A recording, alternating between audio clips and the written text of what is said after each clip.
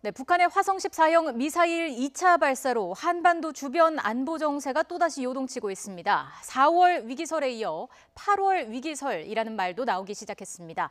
한반도 안보 정세, 왕선택 YTN 통일외교 전문기자와 함께 점검해 보겠습니다. 안녕하십니까? 안녕하십니까? 자, 한반도 8월 위기설이 보도에서 자주 언급이 되고 있습니다. 이게 네. 어떤 내용인지 정리를 한번 해주시죠. 네, 어제부터 8월 위기설이라는 내용이 또 나오기 시작했는데 네.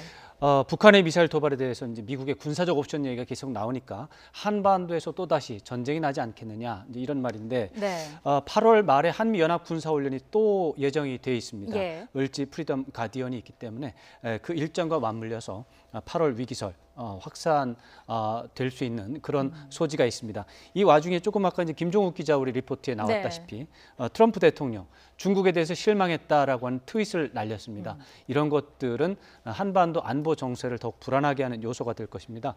지난 4월에도 위기설이 있었습니다만 유사한 경로가 있었습니다. 네. 당시에도 트럼프 대통령이 위기설에 대해서 어떻게 보면 일조했다 이렇게 볼 수도 있는데 이번에도 그런 일이 이제 반복이 되고 있어서 8월 위기설 이런 말들이 지금 막 나오기 시작한 상황입니다. 예. 한반도 전쟁 위기 그야말로 봄에도 계속 나오고 있고 또 8월, 9월에도 계속 나오고 있고 이런 어떻게 보면 상시적인 문제가 되고 있는데 올해 특히 좀 심한 것 같습니다. 예, 이 8월 위기설이 근거가 있다고 한다면 바로 이 북한의 화성 14형 미사일 발사가 촉발 그렇습니다. 요인이라고도 볼 수 있을 것 같은데 김정은의 의도가 뭘까요?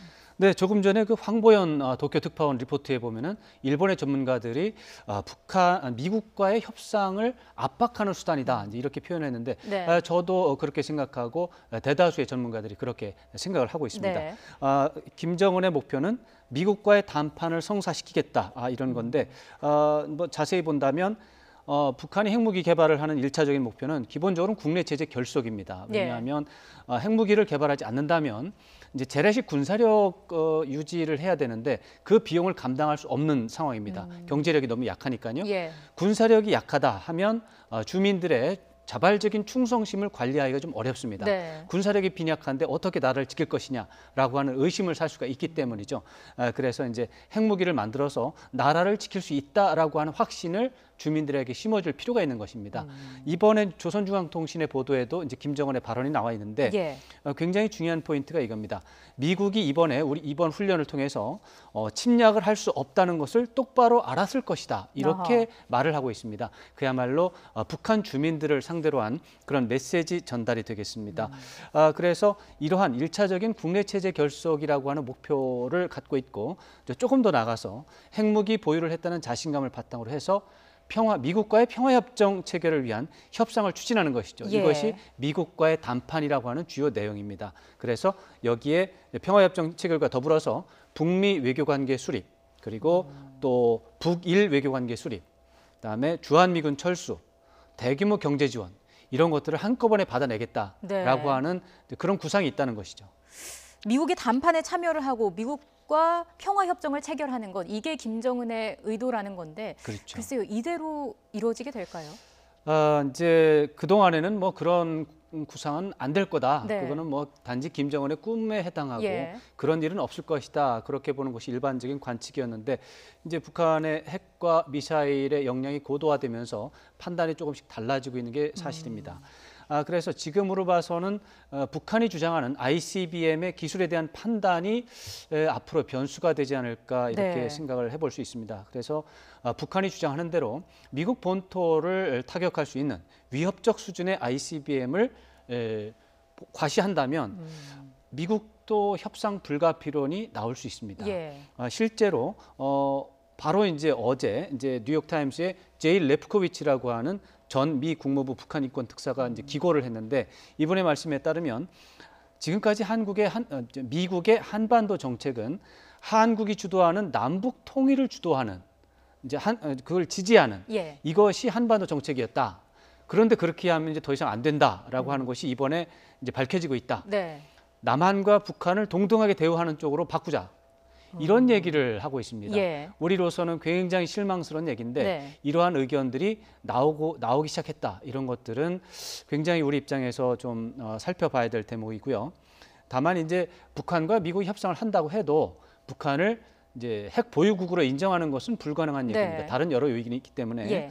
그래서 협상을 한다고 한다면 비핵화를 전제로 해서 북한이 비핵화를 한다고 하는 그런 약속을 전제로 해서 평화 협상을 전개한다. 이런 것은 이제 가능한 시나리오 중에 하나로 이제 올려놔야 될 것 같습니다. 예, 계속해서 북한이 도발을 강행하고 있고 뭐 국제사회 제재와 압박이 이어지고 있음에도 불구하고 이런 도발을 이어가고 있습니다. 김정은이 핵무기를 포기하는 게 사실 가능할까요? 어떻게 보십니까? 그래서 이제 김정은이 핵무기를 포기한다 안 한다 가지고 이제 이제 말싸움들을 많이 하고 예. 있습니다만 저는 그것을 이제 한다 안 한다로 규정하기보다는 변수 요인이 있다 이렇게 아하. 좀 생각을 합니다. 네. 그래서 미국과의 관계가 어떻게 변하느냐에 따라서 김정은은 핵을 포기할 수도 있고 안 할 수도 있다 이렇게 보는 건데 조금 아까 드린 말씀에 정반대되는 얘기입니다. 네. 다시 말해서 북한이 미국과의 적대적 관계를 자기가 원하는 대로 관철을 해내서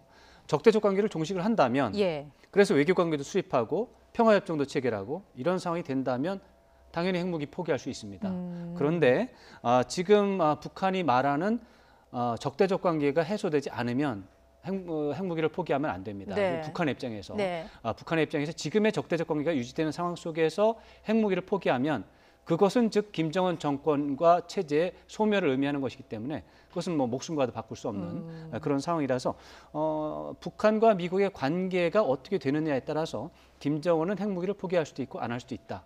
그렇게 볼 수가 있겠습니다. 네, 자, 이 북한과 미국과의 관계가 어떻게 될지 또 중요하게 지켜볼 포인트가 될 것 같고요. 이번에 북한이 미사일을 발사한 것을 두고 문재인 대통령의 대응에 대해서도 여러 가지 이야기가 많지 않습니까? 그렇습니다. 북한의 미사일 도발 직후에 사실 문재인 대통령의 대응은 예상보다 훨씬 더 강력한 네. 조치들이었습니다. 현무 미사일 발사를 했고 또 동영상도 즉시 공개를 해서 예. 굉장한 무력 시위를 했고요. 또 미사일 지침 개정 협의를 지시를 했어요. 이것도 굉장히 강한 조치고 네. 또 미국의 전략자산 전개를 하겠다고 또 국방부 장관이 또 발표를 했고 사드 배치를 또 전격적으로 협의를 하라라고 지시를 했습니다. 대통령이 협의를 지시하라. 그랬으면 이건 뭐 배치를 지시한 것과 다름없는 네. 효과가 납니다. 이런 것들은 굉장히 강력한 부분인데 이 중에서 이제 사드 배치의 경우는 조금 아까도 이제 우리 리포트에 나왔지만 진보 진영의 경우 그동안 사드 배치라고 하는 것은 ICBM하고는 관계가 없는 거였기 네. 때문에 그건 배치 자체가 잘못된 거다 이렇게 주장을 하고 있었기 때문에 예. 이번 문재인 대통령의 조치가 좀 뭔가 연관성이 없는 조치가 아니냐 이런 이제 좀 의문을 제기하고 있고 또 보수 진영의 경우도 약간의 불만이 좀 있습니다. 왜냐하면 사드 배치 관련해서 환경 영향 평가를 하기로 한 것이 이제 바로 전날이거든요. 예. 이제 이럴 거면은 뭐하러 환경 영향 평가를 하느냐 그냥 배치하면 되지 이런 얘기를 하고 있기 때문에 사드 배치의 문제에 대해서는 좀 논란이 좀 있고 이것이 그냥 끝나는 게 아니라 앞으로도 좀 지속이 되지 않을까 네. 전망을 해볼 수 있습니다. 자, 여기서 또 논란이 되는 부분이 하나 더 있습니다. 이번에 화성 14형 2차 발사가 레드라인 임계치에 도달한 것이다. 이런 입장에 대해서도 또 논란이 일고 있죠. 그렇습니다. 이 부분이 사실은 좀 굉장히 민감한 내용입니다. 네. 말이 이제 처음 나왔고 이제 막 이제 의문이 제기되는 상황인데 레드라인을 넘었다라고 할 때 대응 방안이 있어야 되거든요. 네. 그런데 문제는 북한이 앞으로도 추가로 해서 미사일 시험 발사 계속 할 거거든요. 핵실험도 할 거거든요. 예. 지금 안 할 수가 없는 상황입니다.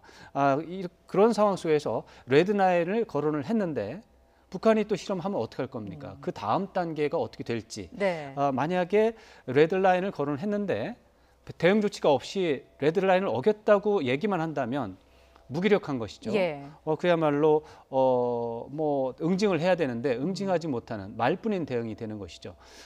실제로 버락 오바마 미국 대통령이 시리아 정책과 관련해서 레드라인을 설정을 했습니다. 네. 화학 무기 같은 걸 사용하면 가만히 두지 않겠다라고 선언을 했어요.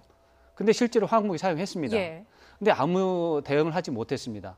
그래서 완전히 허약한 대통령이라고 해가지고 전 세계로부터 무시를 받고 조롱을 받았습니다.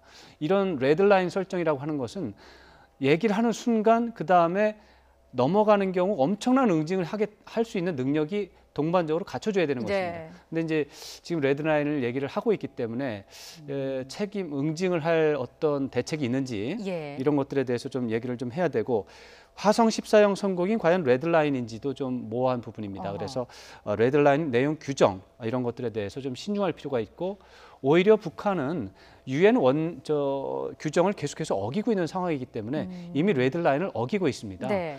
한참 들어와 있는 상황이고 또 레드라인을 어긴 거에 대해서 국제사회 더불어서 제재와 압박이라고 하는 조치가 이미 진행이 되고 있는 상황이거든요. 네.